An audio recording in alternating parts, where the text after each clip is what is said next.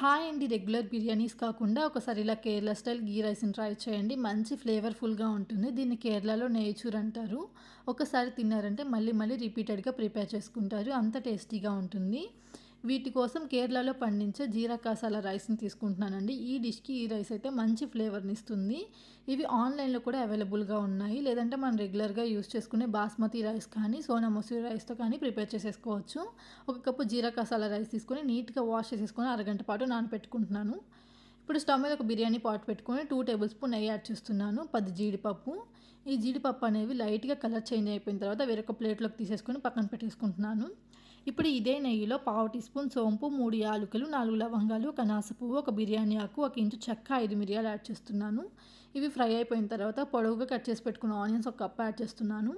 ఈ ఆనియన్స్ అనేవి లైట్‌గా సాఫ్ట్‌గా అయిపోయిన తర్వాత దీంట్లో మనం నానబెట్టుకున్న బియ్యం నుంచి వాటర్ తీసేసుకొని యాడ్ చేస్తున్నాను. దీన్ని ఒక 4-5 మినిట్స్ పాటు లో ఫ్లేమ్‌లోనే ఫ్రై చేసేసుకోవాలి. అప్పుడే ఈ నెయ్యి ఫ్లేవర్ అనేది రైస్‌కి బాగా పట్టుకుంటుంది. ఇప్పుడు దీంట్లో మనం బాయిల్ చేసి పెట్టుకున్న వాటర్ 2 కప్స్ యాడ్ చేస్తున్నాను. ఒక కప్పు రైస్‌కి 2 కప్స్ వాటర్. ఒకసారి బాగా మిక్స్ చేసేసుకొని రుచికి సరిపడంత సాల్ట్, హాఫ్ లెమన్, పావు టీ స్పూన్ నెయ్యి యాడ్ చేస్తున్నాను. ఇప్పుడు మూత పెట్టేసుకొని ఈ వాటర్ అంతా ఎగిరిపోయేంత వరకు కుక్ చేసేసుకోవాలి. చూడండి, ఒక 7-8 మినిట్స్ తర్వాత ఇలా వాటర్ అంతా ఎగిరిపోయి ఉంటుంది. ఒకసారి బాగా మిక్స్ చేసేసుకొని పైనుండి మనం ఫ్రై చేసి పెట్టుకున్న జీడిపప్పు, ఫ్రైడ్ ఆనియన్స్ యాడ్ చేస్తున్నాను. ఈ ఫ్రైడ్ ఆనియన్స్ రెసిపీ కావాలంటే డిస్క్రిప్షన్‌లో ప్రొవైడ్ చేస్తానండి. ఒకసారి విజిట్ చేయండి.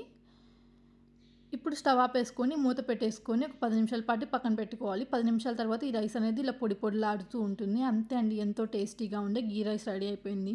దీనికి కాంబినేషన్‌గా కేరళ స్టైల్ చికెన్ చుక్కా రెసిపీ అయితే చాలా టేస్టీగా ఉంటుంది. ఆ రెసిపీని కూడా త్వరగానే పోస్ట్ చేసేస్తాను.